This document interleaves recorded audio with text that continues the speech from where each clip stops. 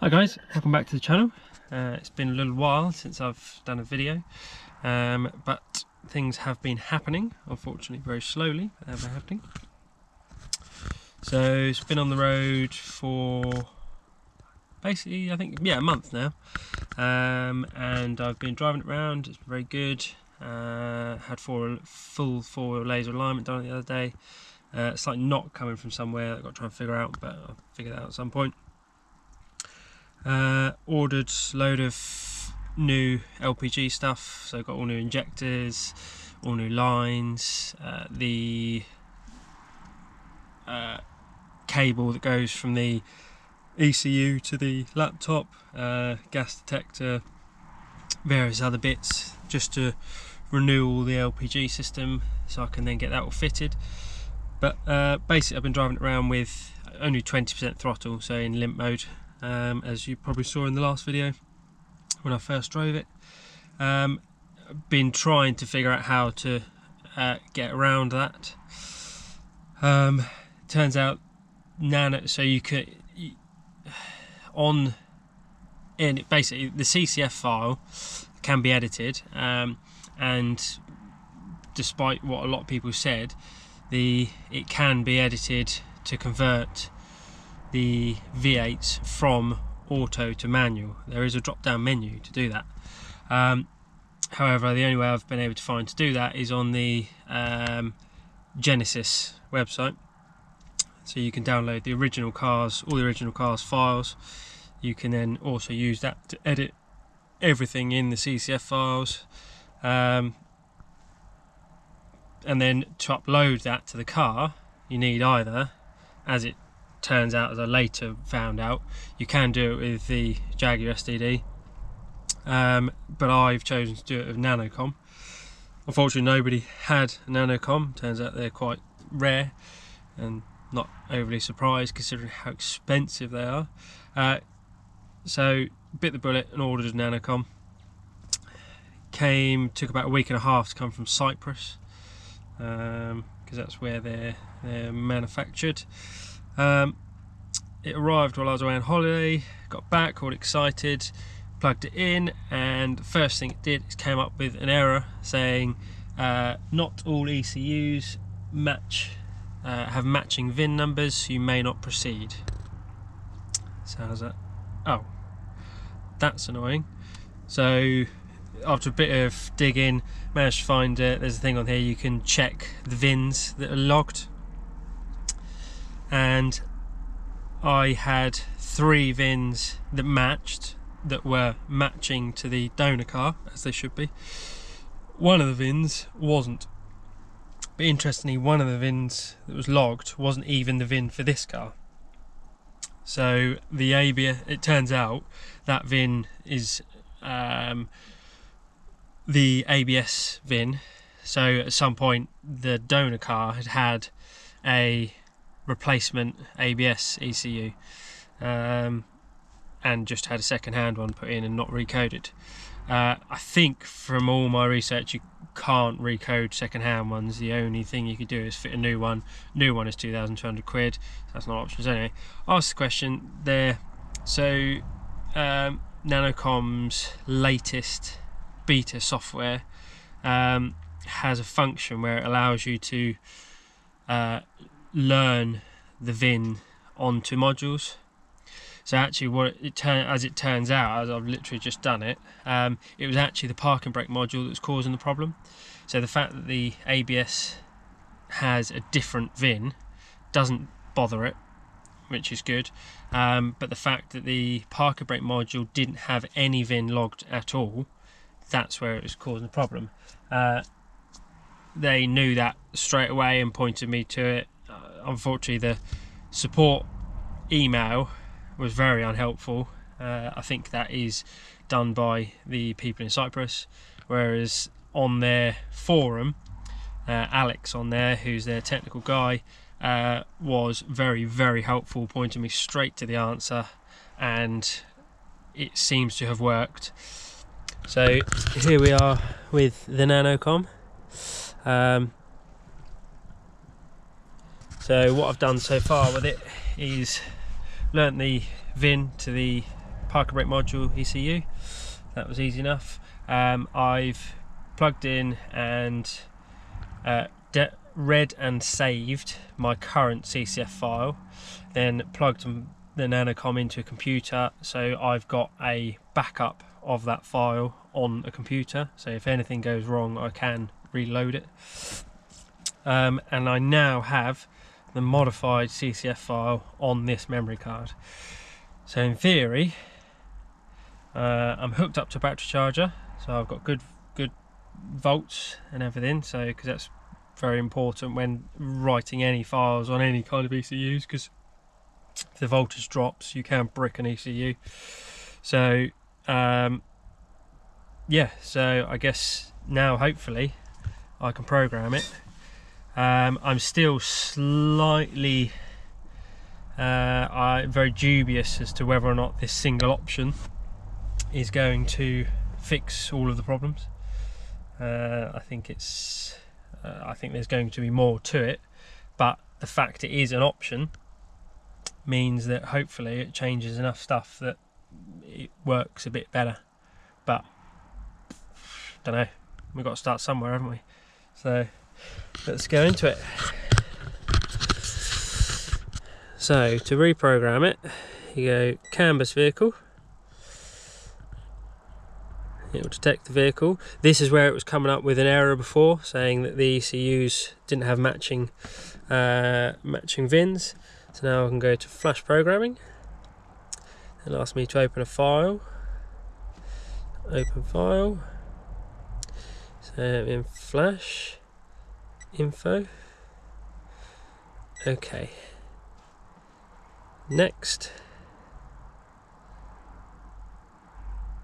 SBL folder not found. What's that about then?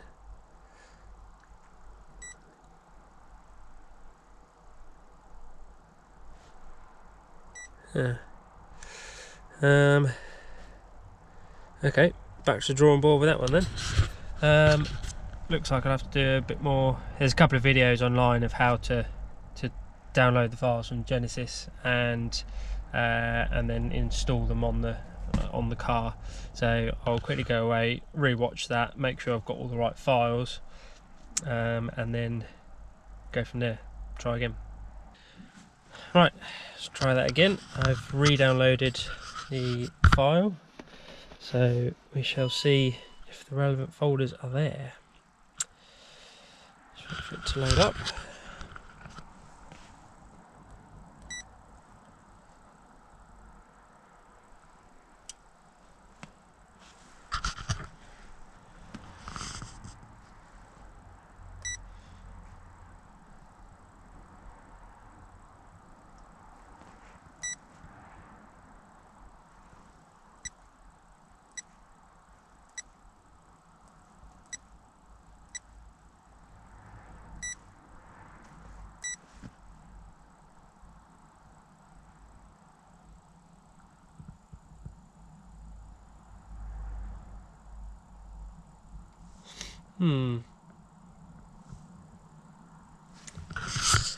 This is annoying.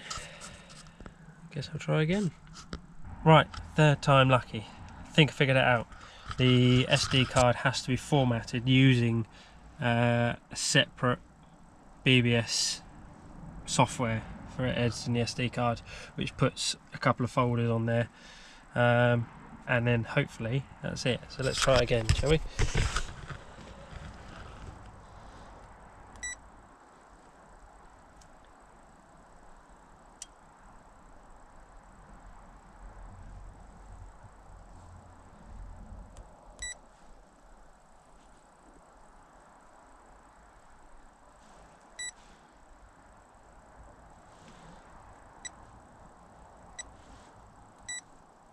That's better.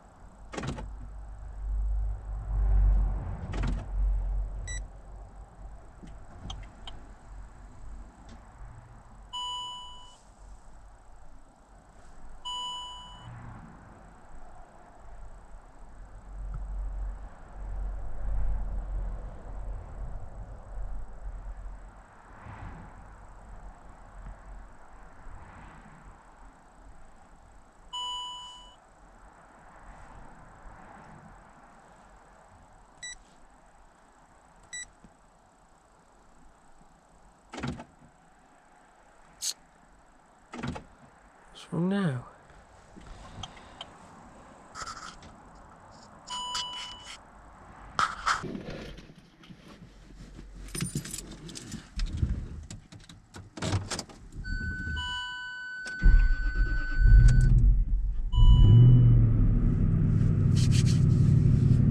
Hi guys, just turn this on briefly.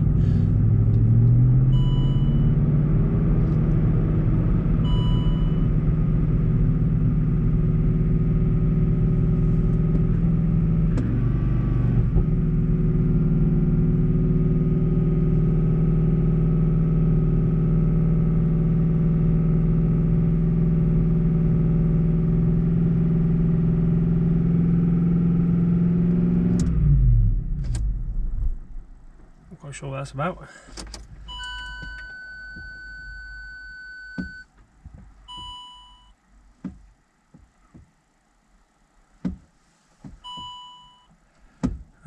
So I have finally managed to flash the CCF file on my car. It's taken me best part of 2 days. Loads of issues with the NANOCOM, files not working properly, just really annoying stuff. But finally, after about 20 attempts, managed to get it to actually write the way I know it's written. A, as you heard, the throttle is doing whatever it wants. B, no longer has an E on the dashboard, it has an N, neutral. If I go out of neutral, it goes blank. So I think what that means is it still comes up with faults for the HDC and the special programs and low range and stuff. But I think that means the XY sensor on the gear stick needs calibrating. But we shall see. So I'm just about to bring up my throttle position sensor.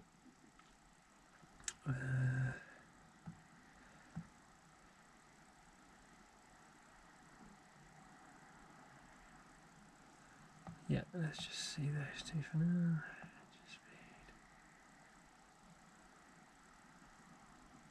View.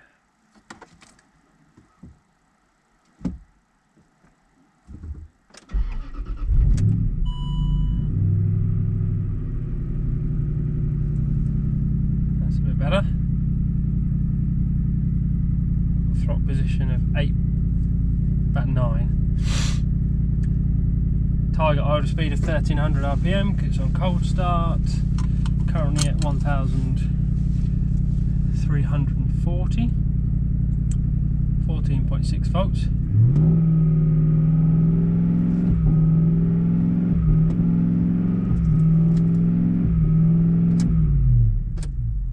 That's strange.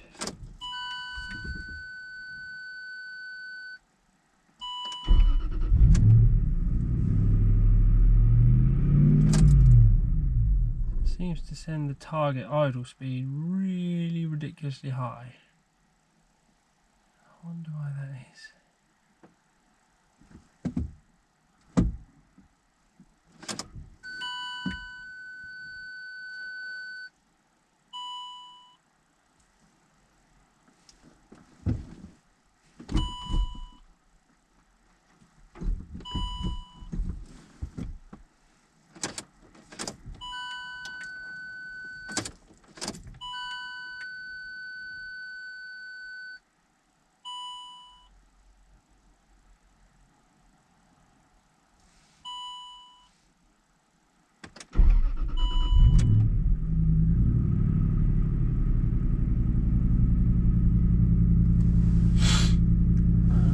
Let it settle.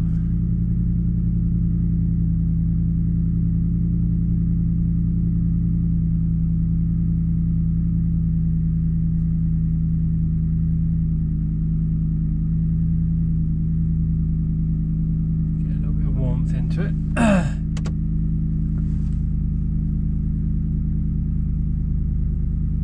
little bit nervous if it is going to keep doing this idle thing, because Don't want to be driving and not be able to lift off the throttle.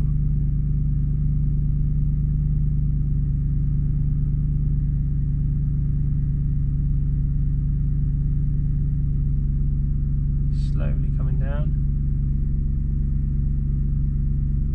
But anyway, for now, that's, there we are. Now down to a sensible idle. Let's get a bit of warmth into it. So I've got various warning lights, ABS, brakes, parking brake is on, so that's expected, engine management light, airbag, which annoyingly wasn't on until I changed the bloody airbag module. So I think I might be swapping that back to the other one. And traction control, but that's all.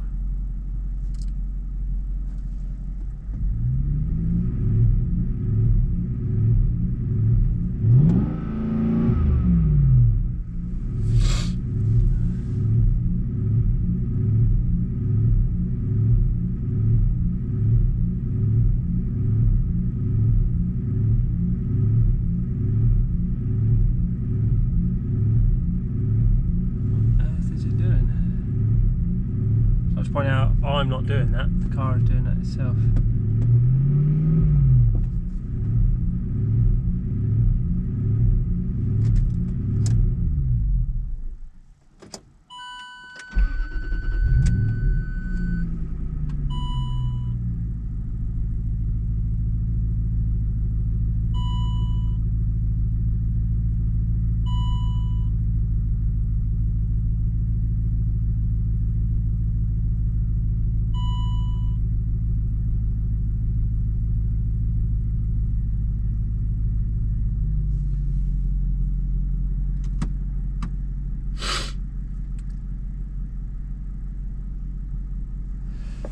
Let's have a look, see what codes I've got then.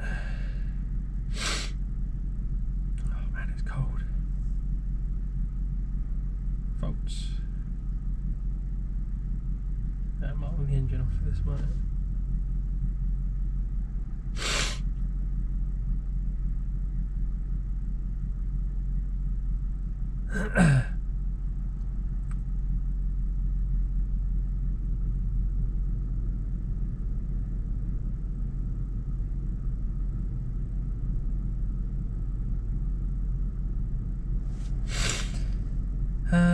Body control.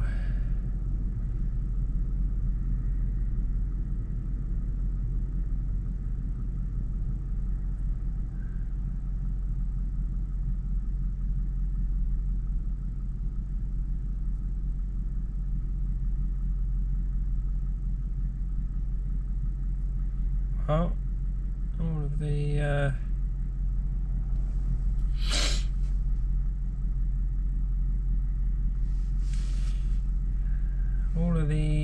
error codes look fairly sensible. There is no mention of missing signal from automatic transmission, which is good. Let's clear all the code, see what ones come back.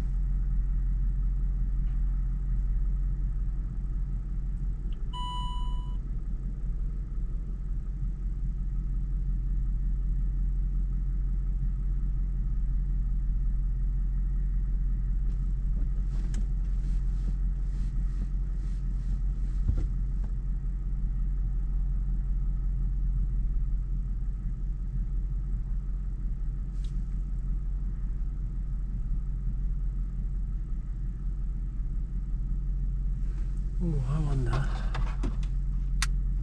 if that might have anything to do with it.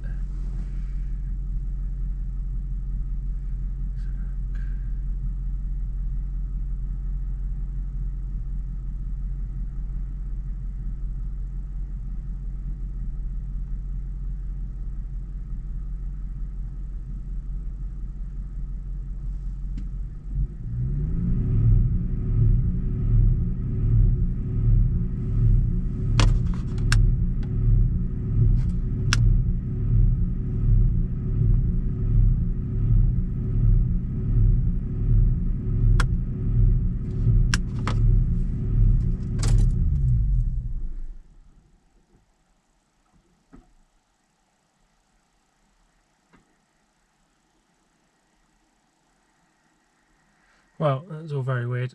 Needs a bit more diagnostics, I think, but we are moving in the right direction, I think. Maybe a case of it needs a remap. I don't know.